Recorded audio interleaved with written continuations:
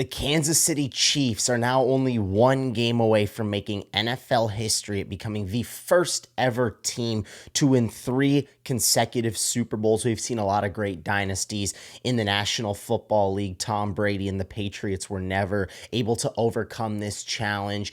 And Patrick Mahomes, Andy Reid, Travis Kelce, and this unbelievable defense are now only 60 minutes away from reaching this pinnacle of what a dynasty looks like and what a journey it's been for all of these guys. I've heard so much negativity around this Chiefs team all year long. So many people putting their fingers in their ears and kind of sticking their tongue out and really denying the fact that what this Chiefs team is. At the end of the day, they're the greatest NFL team right now, and they're going to win the Super Bowl, and I believe they are going to complete this three-peat.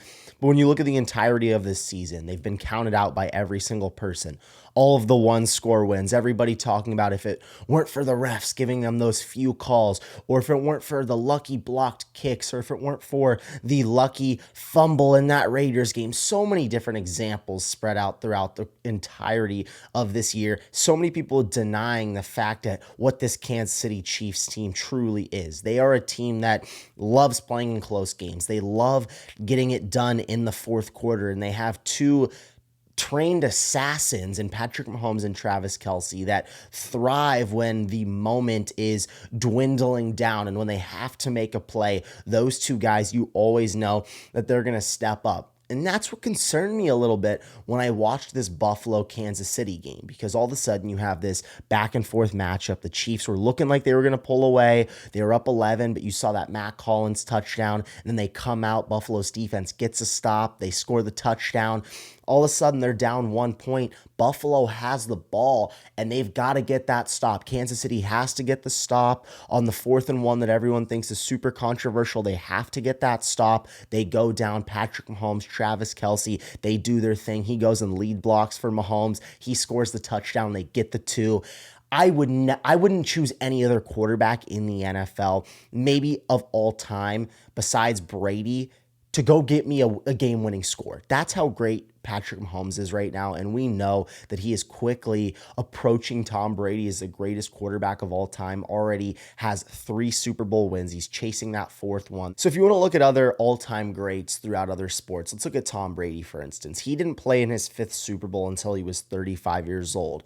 Michael Jordan didn't play in his 5th NBA championship until he was 33 years old. We have Patrick Mahomes at 29 years old, just before turning 30. Already playing in his 5th Super Bowl. That is some very elite company for number 15. And what he's doing is obviously unbelievable. Everybody's going to focus on the dynamic of him and Travis Kelce, how they turn it up in the postseason when it matters the most, and it's deservedly so. This is an unbelievable Scottie Pippen and Michael Jordan duo. These guys are 2 of the best to ever do it, but I think it would be unfair to look at a lot of the other guys that are being overshadowed by them. First of all, I think Andy Reid deserves all of the credit in the world. We know that he's the winningest head coach in Philadelphia Eagles history and the winningest head coach in Chiefs history. He's going back to this Andy Reid Bowl is what they were calling it 2 years ago for this rematch in the Super Bowl. But Andy Reid, I've just been so impressed at what he's been able to do with the talent that this team has had. I was talking with somebody about it, but when you really look at what this team has been and how they've shifted stylistically over the last 3 seasons, it has truly been so impressive. We knew this team was a run and gun, throw it all over the yard to Tyreek Hill and Travis Kelce when Mahomes was winning MVPs early on in his career. And then they really shifted. Once they traded Tyreek Hill, they shifted into this really physical team that was going to run the football with Pacheco, and they were going to really get it done on the defensive end. And we saw them win the Super Bowl without Tyreek Hill in that first season against the Eagles, only 2 short seasons ago. And then last year, that was really how they played it as well. We saw they were just kind of in and out with receivers. It was quote unquote the worst ever receiving core that Mahomes has ever had in his entire career. Everybody counted him out. He had to go on the road for the first time in his career in the postseason. And what happens? He gets it done against probably the most talented roster in football in the San Francisco 49ers last year. And then of course you hear the different excuses that people will make this year. Oh, complacency has to kick in at a certain point point with this team. Oh, the defense just isn't what it used to be. They lost L'Jarius Sneed. Oh, can we really trust this offense? Rashee Rice is hurt. Hollywood Brown got injured. Can DeAndre Hopkins step up? An older guy who really hasn't seen a ton of production. It's been comments like that all season long. And you throw in the one-score games, and you throw in the quote-unquote voodoo magic, and you throw in the Taylor Swift magic. It's a lot, and they just keep winning games. And that's what's been so impressive to me, how Andy Reid has been able to have this team ready to go always and have a winning formula for this team to be able to outduel some of the great quarterbacks in the AFC. And he's not alone in the entire situation. When you're talking about outdueling quarterbacks in the AFC, look at Steve Spagnuolo. Look no further, the defensive coordinator for the Kansas City Chiefs. He's been unbelievable throughout the last 3 seasons, and he's a vital part as to why this defense has been one of the best in the NFL throughout this 3-year stretch where they're winning Super Bowls and they're taking down Joe Burrow and they're taking down Lamar Jackson and they're taking down Josh Allen.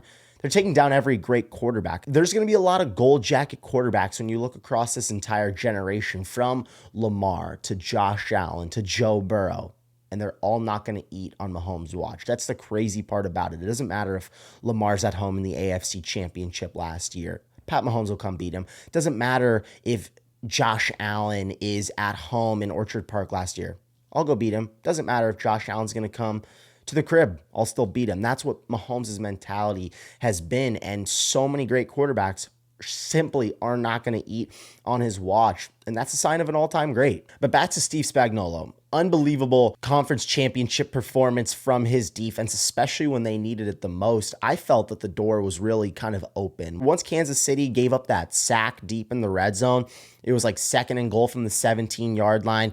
Then Pat has that kind of inaccurate throw to Xavier Worthy, and it goes to 3rd and goal, and they end up kicking a field goal. And I believe there was around 3 minutes and 45 seconds, and the door was open for Buffalo to drive down the field, for Josh Allen to have a quote-unquote moment that we've seen him had when the 13-second game happened, but he was going to have an opportunity for a moment. He had the opportunity last year, and Bass missed the field goal. He had his opportunity this year, and Spagnuolo, when it mattered the most, dialed it up on that 4th down through that corner blitz, that exotic blitz, and Josh had no choice but to really heave it up, and I'll give him credit. He put it right in Kincaid's breadbasket, and he just wasn't able to come up with it. But Spagnuolo has just been so tremendous at shutting down these elite quarterbacks and at being able to stop some of the great running backs that we've seen in the AFC.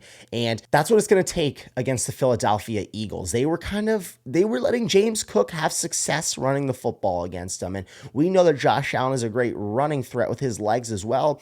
But I think stylistically, even though Buffalo doesn't have as talented of wide receivers, we know that Josh Allen's a very talented passer. So I would almost say that the Philadelphia Eagles play really similar to Buffalo, whereas they both have 2 dynamic running backs. They both have 2 great running quarterbacks, and the passing game, sure, is a little shaky for Philadelphia, but when it's at its peak, they have 2 great receivers in A.J. Brown and Devontae Smith that can get the job done, and I would say that Josh Allen is so good that he kind of overcomes that lack of talent at the wide receiver position.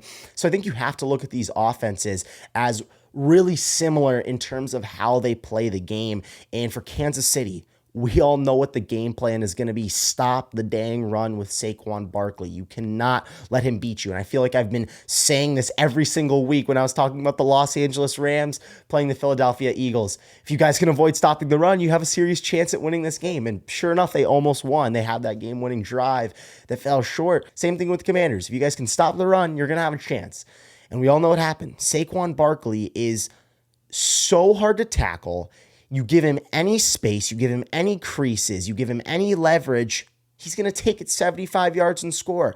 And that's how special of a player he is. The Giants made such a massive mistake at letting him go. And then Howie Roseman, as the aggressive general manager that he is, goes out and gets him. And this has been the missing piece. It's been an elite running back. And Casey's going to have their hands full, but there's no other defensive coordinator that I trust more in the NFL to be able to cook up over the next 2 weeks a fantastic scheme against this run run game, this dominant offensive line that Philadelphia has, and just how truly great Saquon Barkley is. And I'm almost getting to the point now with Kansas City where, of course, everybody understands the greatness of Patrick Mahomes. Everybody understands the greatness of Travis Kelce. But we're getting to the point with the Kansas City Chiefs where they're just out-coaching teams. It's simply what it is. Andy Reid is out-coaching Sean McDermott every single time they play each other, or whether they play Kyle Shanahan in the Super Bowl. And I understand Vic Fangio, the defensive coordinator for the Eagles, is good, but let's not forget how great Andy Reid is in this entire situation. And sure, Nick Sirianni doesn't call the plays, it's Kellen Moore, but Steve Spagnuolo is a much better defensive coordinator than him. So in my opinion, I look at the coaching matchup as one of the biggest things where it's like, there's a massive disadvantage here, and Kansas City's going to have a huge leg up. We know that Patrick Mahomes has been down. He's been counted out in these games, down 10 points the last time they saw Philadelphia at halftime. Rallies the troops, they win the game-winning field goal. And that was when he had a bad ankle too, on top of it. I've been talking about it over the last few weeks, but I'm in a situation right now with Patrick Mahomes where I can't fade him anymore. I can't doubt him anymore. And I knew that this was going to be inevitable. I originally, at week 10, picked Philadelphia and Kansas City to meet up in the Super Bowl. These were above and beyond the two best teams in the NFL. And I predicted that the Chiefs would three-peat. Now we're only one game away. And I'm like, I'm making my job a lot easier here by picking the greatest player on the planet. Why would I ever go against him? Why would I try and be popular amongst the non-Chiefs fans and say, oh, I'm going to take Josh Allen. Oh, I'm going to take Jalen Hurts and the Birds. No, I'm not. Let's keep it simple. Patrick Mahomes and the Chiefs, without a doubt, are going to win this game. I expect it to be a good one, but you can never count out number 15 and number 87. I'm Caden Kubler, and thank you guys for watching.